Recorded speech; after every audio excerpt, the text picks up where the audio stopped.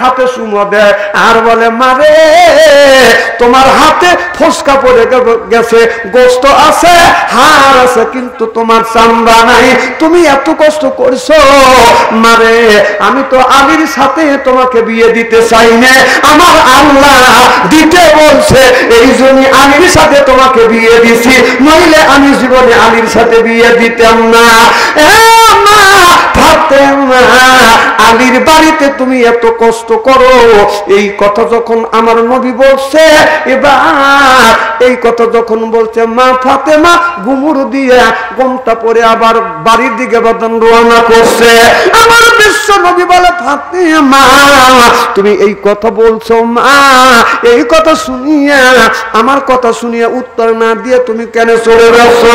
এবার মা ফাতেমা বলতেছে আব্বা এই জমিনে কোনো স্বামী কোনো স্ত্রী চায় না, স্ত্রীর সামনে স্বামীর বদনাম হোক, কোন স্ত্রী চায় না, চিল্লাইয়া কানসা।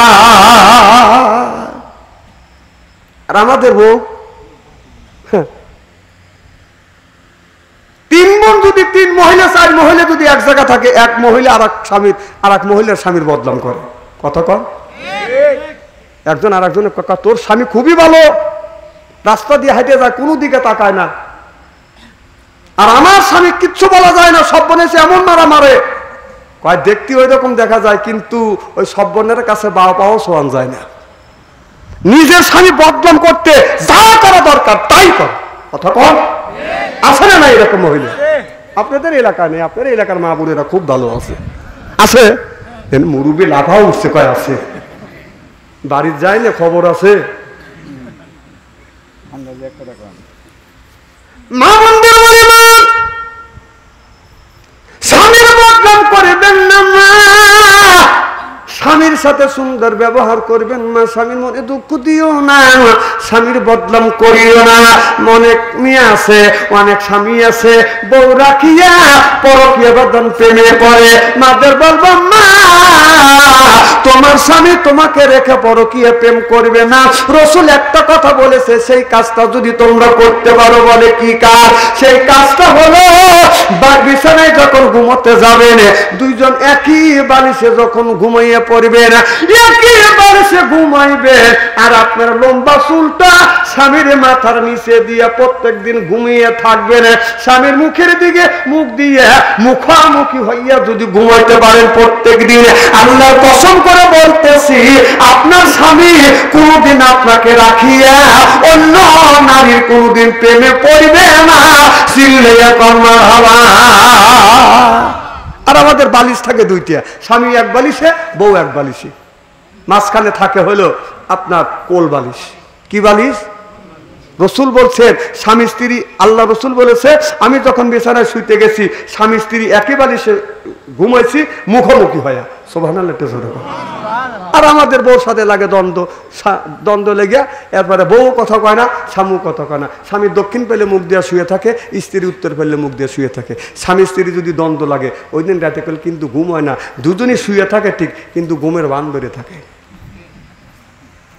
স্বামী দক্ষিণ পেলে মুখ দিয়ে একা হওয়া শুয়ে থাকে, তোর সাথে কথা বলবো না, স্ত্রীর উত্তর পেলে মুখ দিয়ে একা হওয়া শুয়ে থাকে, আমি তোকে মাপ চাওয়া ছাড়বো, কিন্তু কেউ ঘুম পারে না, ঘুমের বান ধরে থাকে।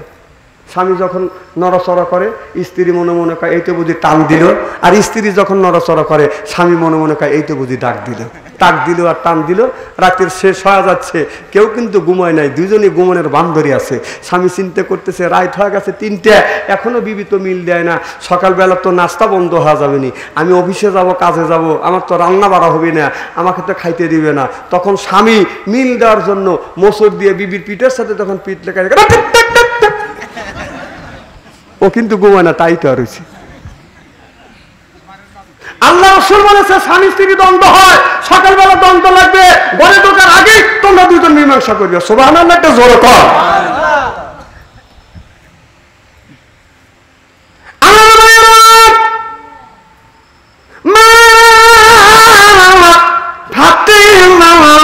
ডেকে ডেকে বলে আব্বা আমার স্বামীর বদনাম আমি সহ্য করতে পারি না। এই বলিয়া এবার মা ফাতেমা যখন রওনা করছে হযরত আলী বাজান পিছ পিছ আসছে। মা ফাতেমা রুমের মধ্যে ঢুকছে, রুমের মধ্যে ঢুকিয়া আপনার ঘরের মধ্যে যা তাকে হযরত আলী বিছানায় নাই। মা ফাতেমা মনে মনে চিন্তা করলো আমি আমার স্বামীকে রাখিয়া আমি আমার আব্বার বাড়িতে গেছি, কিন্তু আব্বার বাড়ির থেকে এসে দেখি আমার স্বামী বিছানায় নাই। এবার হযরতে ফাতেমা বিছানার উপর যখন বসছে হযরত আলী ঘরের মধ্যে ঢুকছে, সালাম দিছে আসসালামু আলাইকুম। ও আমার বিবি আমার সালাম না।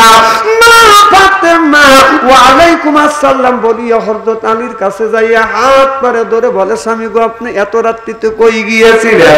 এবার হযরত আলী বলে বিবি ফাতেমা তুমি যেই জায়গা গিয়েছিলে আমি সেই জায়গা গিয়েছিলাম। বিবি ঘুম থেকে জেগে দেখি তুমি বিছানায় নাই, আমি খোঁজাখুঁজি করছি বিবি তোমাকে পাই না। এ বিবি আমি তোমার পিছ পিছ গেছি, আমি যা দেখি তোমার বাবার রুমে তুমি ঢুকছো। আমি জানলার পাশে দাঁড়াইয়া তোমাদের সব কথা শুনছি। হাত দুটো টান করে দে বিবি রে আয়া আমার বুকে আয় রে বিবি। এ বিবি আমি তোমাকে বিয়ে করবার পরে আমি তোমার পেট ভরে দুই বেলা পেট ভরে তোমাকে খাবার দিতে পারি না বিবি রে, পরবে ভালো কাপড় দিতে পারি না। এ বিবি ফাতেমা আমি তোমাকে তোমার শখের জিনিস আমি তোমাকে দিতে পারি না রে বিবি। আমার সাথে আমাকে বিয়ে করিয়া জীবন ভর তুমি কষ্ট করছো, তারপর কোনদিন তুমি কটু মুখে কথা আমার বলো না। বিবি ফাতেমা আয় আমার কাছে আয়। মা ফাতেমা হযরত আলীর বুকের সাথে মাথা না আপনার বুকের সাথে মাথা ঠেকাইলেন। এরপরে হযরত আলী আপনার ফাতেমা যখন আলীর বুকের সাথে মাথা ঠেকাইলেন হযরত আলী মা ফাতেমার চুল ধরে বাদান চুমন দিলেন। সুবহানাল্লাহ তো জোরে কর। বিবির চুলে দুই একদিন চুমো টুমো দিয়েন চুমো দিয়েন, এটা সুন্নাত। সুবহানাল্লাহ তো জোরে কর। মা বন্ধুরা বলবো না স্বামীর কাছে আপনি যদি চুল বার করিয়া শ্যাম্পু লাগাইয়া চুলটা ফুলাইয়া স্বামীর কাজ দিয়ে যদি হাঁটাকোটা করতে পারেন আপনার মাথার চুল স্বামী যতটি দেখবে ততটি আল্লাহ নেকি লেখে দিবে। সুবহানাল্লাহ কয়। চুল স্বামীকে দেখাইতে হবে, কিন্তু আমাদের দেশের মেয়েরা স্বামী দেখায় না। মার্কেটে যখন যায় শ্যাম্পু করিয়া চুল মানুষকে দেখাতে দেখাতে যায়। যতগুনি মানুষ যতগুনি চুল দেখবে কিয়ামতের ময়দানে প্রত্যেকটা চুল কিয়ামতের ময়দানে সাপ হয়ে আপনাকে দংশন করতে থাকবে। মা বন্ধুর বলবো না নামাজে যখন দাঁড়াবেন না হাতের কষাটা বের হয়ে থাকবে, এরপরে মুখটা বের হয়ে থাকবে, সর্ব শরীর দেখে থাকবে। শরীরের কোন অঙ্গ যদি বের হয় এই নামাজ পড়ে মেয়েরা আল্লাহর জান্নাতে যেতে পারবে না, যাওয়া সম্ভব না।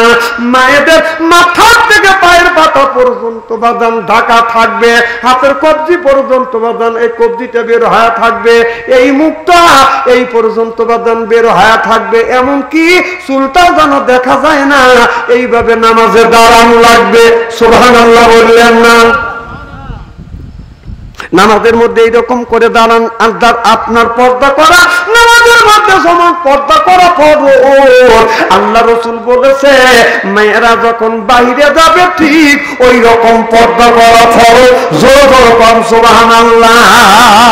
হযরত আলী বিবি চুলে চুমন দিয়ে বললে বিবি রে আয় আমার কাছে আয়। মা ফাতেমা রাদিয়াল্লাহু তাআলা আনহু যখন খাবার খাইতে বসতেন, খাবার যখন খেতে বসতে স্বামী স্ত্রী একটি প্লেটে বাদান খাবার খাইতে, হযরত আলী যদি বাইরে যাইতে মা ফাতেমা আলী যতক্ষণ বাড়িতে না আসতো মা ফাতেমা ততক্ষণ পর্যন্ত খাবার খাইতো না। আমাদের ঘরে ঘরে ফাতেমা আছে বাবা, স্বামী যদি বাইরে যায় আর আমাদের ফাতেমারা স্বামী আসার আগে খায়া পুটি পুটি হয়ে বসে থাকে। আসে তুমি দাঁত খিলেল করতেছে আর দেখ পেতেছে ও ও স্বামী কয় খাবার খাইছে, কয় আমার শরীর ঠিক দুনিয়া ঠিক। কথা কর।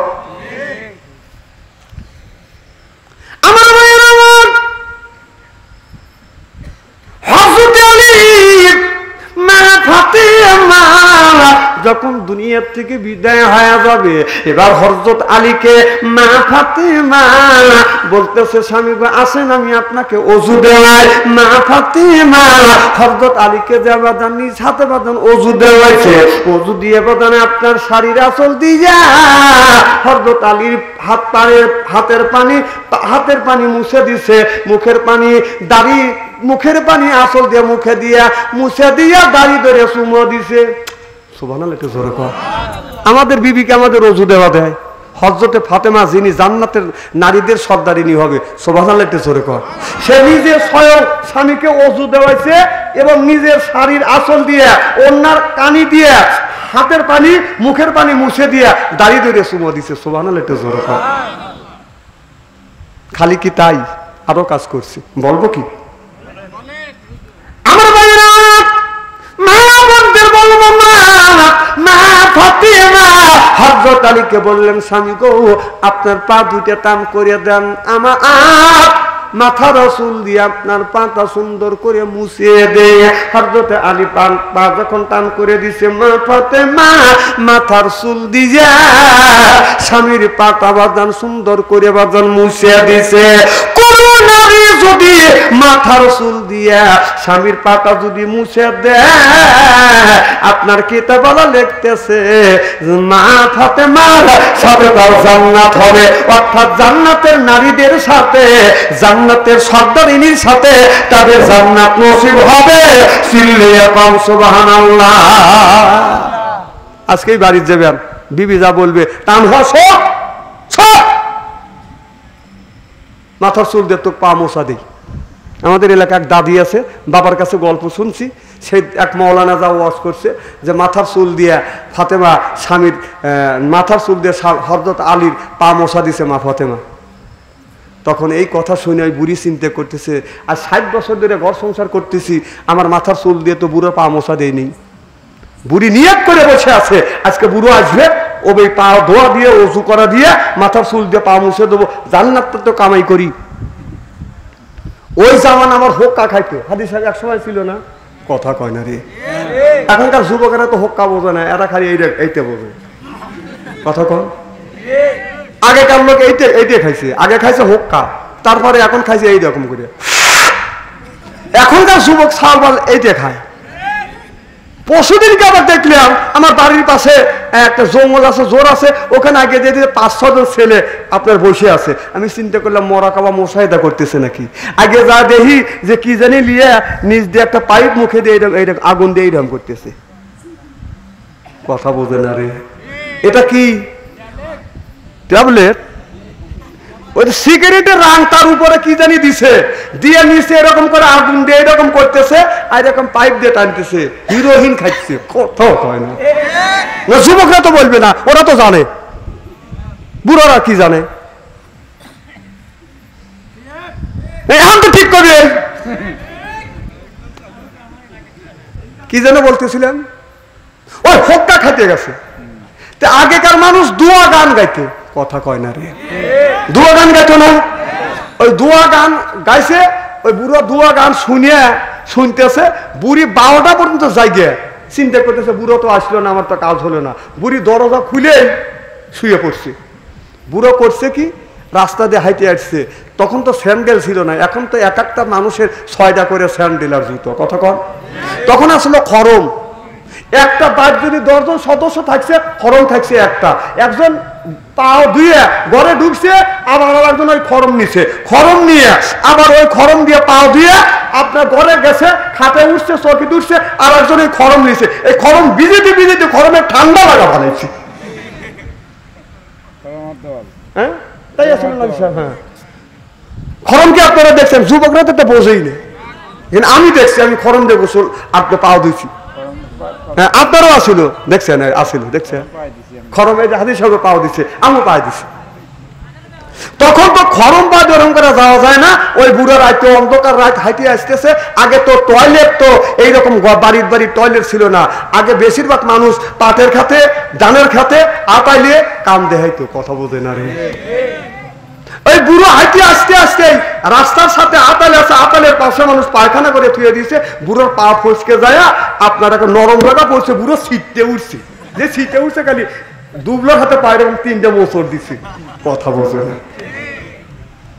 আচ্ছা কিছু যদি পা তলে বোঝে পরে গোবর টবর যদি পরে মানুষ লাফা ওঠে না, উঠে পা হলে ও মধ্যে একদম ছিটায় না, কথা কয় না। বুড়ো করছে কি ওইটা পাও দিয়ে খালি কোনো রকম পরিষ্কার করিয়া ঘরে যায় সালার সাথে পা মুছে ধোয় নাই, বুড়ো শুয়ে পড়ছে। বুড়ি সে শুষে বুড়ি কার ডাক দেয় নাই, ওই বুড়ি লক্ষ্য করে দেখে যে বুড়ো আইছি, চিন্তা করতে হারে রাত্রিবেলায় মরিয়ে দেবে পারি, বুড়োর তো পাও দেওয়ার পারি নেই, যাজ্ঞ বাবা চুল দিয়ে তো পা মশা দেই। ওই বুড়ি করছে কি বুড়োর পা মশা দিতেছে, পা মশা দিছে, ওই যে মলটল যে আছে চুলে বইরে গেছে, বুড়ি যখন চুল শীতেনে দিয়ে যখন শুবের গেছে আমি গুগু গন্ধ, বুড়ো কার বাত্তি লাগা, কয় কে গুগু গন্ধ, কয় আমার নাকেও তো আসতেছে, বাত্তি লাগা উৎক পরীক্ষা নিরীক্ষা করে দেখা কোনো জায়গা গু নাই। আবার যখন ওই বুড়ি চুল নিয়ে শুয়ে পড়ছে, বুড়ো শুয়েছে, আবার গুগু গন্ধ। বুড়ো কাজে গমতে পারি পারবেন না, আমি তো এসে এখন দিয়ে যে গুগু গন্ধ, এই মাল আসলো কোথেকে? আবার পরীক্ষা নিরীক্ষা করে না, মাল পায় না। বুড়ি আবার চুল ও বিছিয়ে দিচ্ছে চুল এই বালিশের উপরে, বুড়োর যখন হাত পড়ছে লাগছে ঠান্ডা, হাত দিয়ে থেকে আটা আটা, নাকে নিয়ে দেখে গন্ধ, বাত্তি লাগা মাল পাইছে, বাত্তি লাগাচ্ছে কার মাল কোনে, কার মাল তোর চলে, কারণ আমার চুলে যদি মাল থাকে তাহলে মাল তোর পায়েও আছে। যদি পরীক্ষা নিরীক্ষা করে দেখে যে মাল ছিল ওই বুড়োর পায়ে, ওই পাত থেকে বুড়ি চুলে গেছে, চুলের থেকে গেছে বালিশে, বালিশের থেকে গেছে বুড়োর গেছে হাতে, হাতের থেকে গেছে নাকে।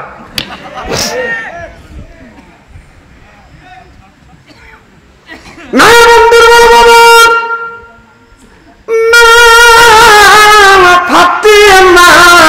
হযরত আলীকে ডেকে ডেকে বলে, স্বামী রে আপনার পা দুটা টান করে দেন, আমি আমার জীবনের শেষ আপনাকে আমার মাথার চুল দিয়ে আপনার পাতা মুছে দিতে চাই। হযরত আলী বাতান টান হয়ে শুয়ে পড়ছে, মা ফাতেমা নিজের মাথার চুল দিয়া স্বামীর পাতা সুন্দর করে বাতান মুছে দিচ্ছে, আর চোখের পানি ফেলে ফেলে কাঁদতেছে, আল্লাহ আমার মনে হয় জীবনের শেষ, দুনিয়ার থেকে আমি বিদায় হয়ে যাব।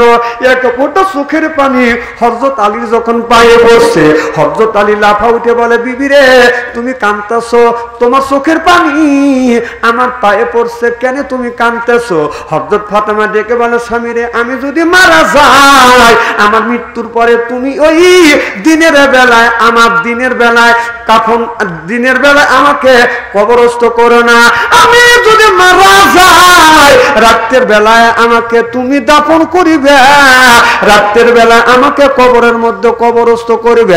স্বামী আমি যদি মারা যাই আমাকে গোসল করানোর দরকার হবে না, আমি ফাতেমা নিজেই গোসল করে নিব। আমি যদি মারা যাই আমাকে কেউ খাটনিতে সরাবেন না, খাটনিতে সরালে বাদান 4 জন লোক লাগে, জোর কোন কয়জন? 4 জন লোক ছাড়া বাদান খাটনিতে নেওয়া যাবে না। স্বামী আমি যদি মরে যাই খাটনিতে শোয়াইলে, খাটনিতে নিলে 4 জন লোক লাগে, কারণ আমাদের 2টা সন্তান হাসান হুসাইন, 2টাই ছেলে বাদান ছোট, এই ছেলে 2টা খাট কান্দে নিতে পারবে না। স্বামী গো আমি যদি মারা যাই অন্য মানুষ নিয়ে খাটে শোয়াইয়া আমাকে কান্দে করে কবরস্থানে নিও না। ও স্বামী আমি যদি মারা যাই, আমি যদি মারা যাই আপনি আপনার বুকের সাথে কোলে নিয়ে আপনি নিজ হাতে একা নামিয়া আমাকে কবরস্থ করিবে, সুবহানাল্লাহ। স্বামী গো আমি যদি মারা যাই, আপনার নিকট কোনো বন্ধু যদি থাকে তারে দিয়ে আপনি কবর খনন করবেন, কারণ আমি মারা গেলে আপনি কবর খনন করতে পারবেন না, হয়তো আপনি হাত ফেল করে মারা যাইতে পারেন। আমি যদি মারা যাই আমি মৃত্যুর পরে আপনি জানাজার নামাজ পড়াইয়া অল্প কয়েকজন লোক দিয়া জানাজা নামাজ পড়াইয়া রাতের বেলায় আপনি কান্দে করিয়া আমাকে কবরস্থানে রেখে দিবেন।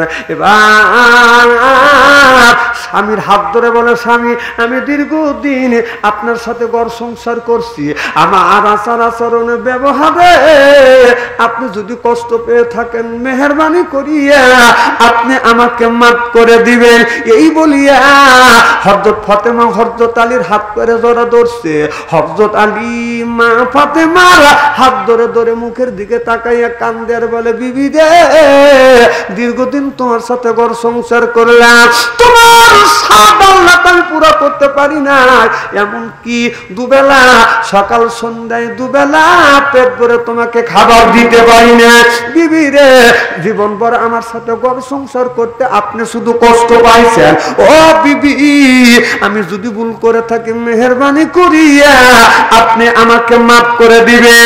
স্বামী বিবির গলা ধরে কান্দে, বিবি স্বামীর গলা ধরে কান্দে, মনে হয় ওই ঘরের মধ্যে বাজান কান্নার রোল পড়ে গেল। এবার হযরত আলী বলতেছে, বিবি রে এইভাবে যদি কান্নাকাটি করি ছেলে সন্তান শুনলে ওরা কষ্ট পাবে।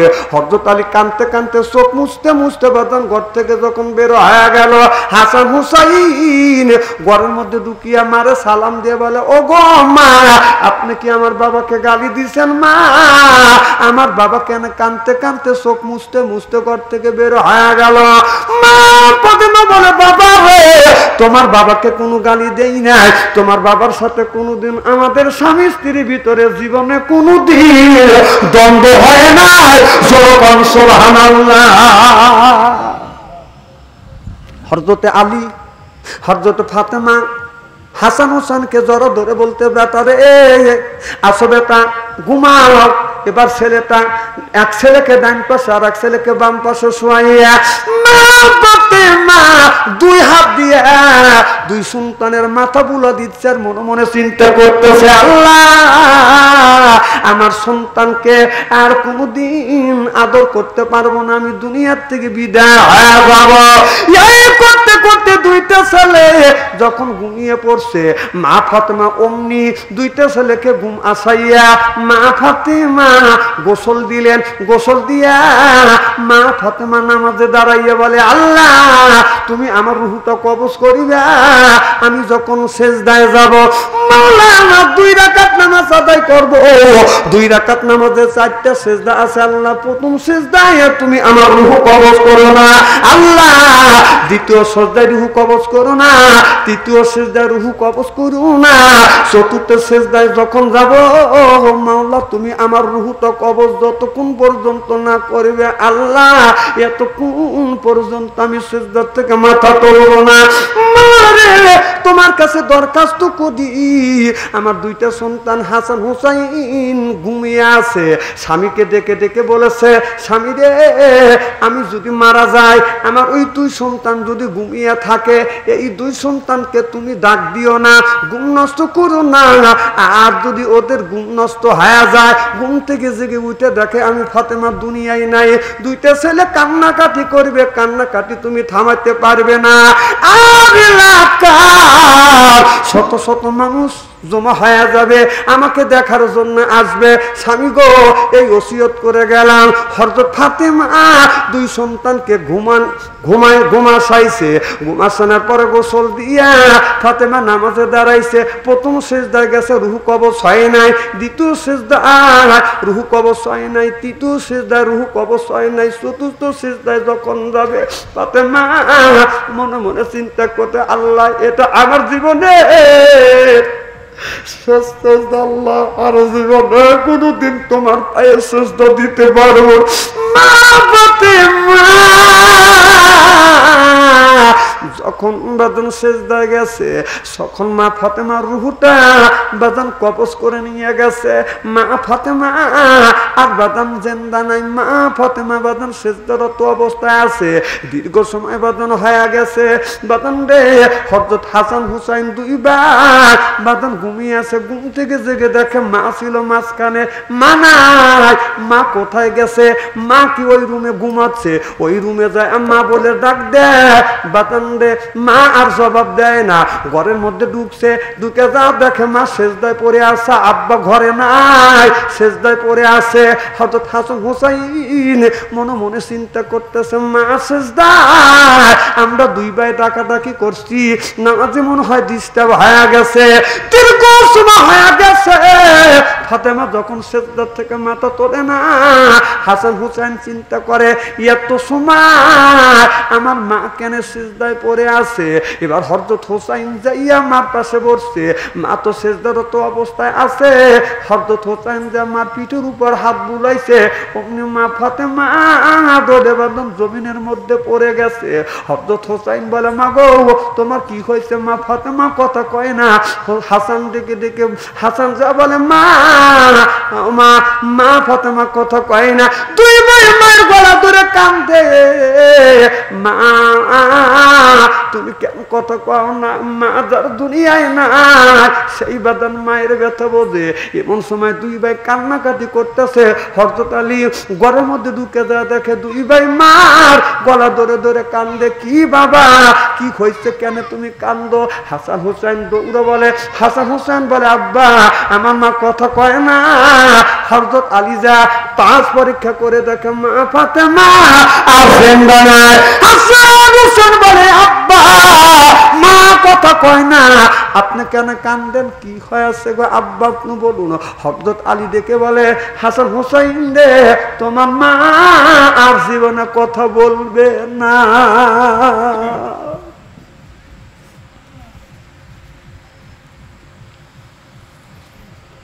যার মা নাই সেই তো মায়ের ব্যথা বোঝে। বাবা যার দুনিয়ার থেকে বিদায় হয়ে গেছে সেই বাবার ব্যথা বোঝে। হযরত হুসাইন মার গলা ধরে কান্দে, হাসান মার গলা ধরে ধরে কান্দে। হযরত আলী ডেকে ডেকে বলতেছে, বাবা আর কান্দো না বাবা, তোমার মাকে দাফন করা তো হবে বাবা, আর কান্নাকাটি করলে তোমার মা দুনিয়ায় আর কোনোদিন ফিরে আসবে না। হযরত হাসান কান্দের বলে, আব্বা আর জীবনে মাকে মা বলে ডাকতে পারবো না। এই বলিয়া যে আমার গলা ধরে কান্দে, মা গো আর কোনোদিন কোলে নিবে না, আমাদের মুখে খাবার তুলে দিবেন। যার মা নাই সেই মার ব্যথা বোঝে। বাবা যার মারা গেছে সেই বাদান বাবার ব্যথা বোঝে। চোখে পানি লাগলে মানুষটা যার দুনিয়ায় মা নাই সেই বাদান তার চোখে পানি আসবে, কলিজায় আঘাত লাগবে ওই মানুষটা যার বাদান দুনিয়ায় আব্বা নাই। বাদান আমি একজন মা হারা এতিম, বাবা হারা এতিম। আমার মা এই জমিনে 112 বছর পর্যন্ত জীবিত ছিল। আমার বাবা এই জমিতে 97 বছর পর্যন্ত বাদান বেঁচে ছিল। বাবা মৃত্যুর পরে আমার মাকে নিয়ে আমি দুনিয়ায় ছিলাম। আমার মা বিছানা পরে প্রসব করতো, আমি গুনাহগার এই হাত দিয়া আমার মায়ের পায়খানা প্রসব পরিষ্কার করতাম। আমার মা নড়াচড়া করতে পারত না, এই হাত দিয়ে আমার মাকে আমি গোসল করাইছি। এমনকি এই হাত দিয়ে আমার মায়ের আমি পায়খানা প্রসব পরিষ্কার করছি। আমার বিবিকে নিয়ে আমার দুইজনে একসাথে আমার মায়ের মুখে খাবার তুলে দিয়েছি। কোন ব্যক্তি যদি এই হাত দিয়ে মার পায়খানা প্রসব পরিষ্কার করে, মার গোসল করা দেয়, মার মুখে খাবার তুলে দেয়, আল্লাহর কসম আল্লাহ নবী বলেছে ওই হাত আল্লাহর দরবারে তুলতে দেরি, দোয়া কবুল হইতে দেরি হয় না। সুবহানাল্লাহ। আল্লাহ বললেন, রব্বুকা, হে বান্দা আমার দাসত্ব করো, আল্লাহ তাবুদু আমার গোলামি করো, ইল্লাইয়াহু আমার বন্দেগী করো, ওয়াবিল ওয়ালিদাইনি ইহসানা। আল্লাহ বলে, বান্দা রে আমার দাসত্ব ও আমার গোলামি করবার পরে তোমরা তোমার নিজ নিজ পিতামাতার খেদমত করবে। ও বাবা আমার মায়ের পায়খানা প্রসব পরিষ্কার করছি, গোসল যখন করা দিছি, আমার মা হাত দিয়ে খাবার খাইতে পারে নাই, 112 বছর বয়স, হাত এরকম তুলতে পারে না, হাত কেঁপেছে। মার মুখে যখন খাবার তুলে দিছি আমার মা চোখের পানি ফেলে দিয়ে কেঁদেছে। আমি বলছি, মা কেন কান্দো? মা বলে, বেটা রে যখন তুমি ছোট্ট ছিলে আমি তোমার মা, তোমার মুখে খাবার তুলে দিছি, এখন আমি বুড়ো হয়ে গেছে আর হাত দিয়ে খাবার খাইতে পারি না, তুমি সন্তান হইয়া বেটা হইয়া আমার মুখে খাবার তুলে দাও। যখন তুমি দুধ খেয়েছো, দা ছিল না মুখে, নিজে না খাইয়া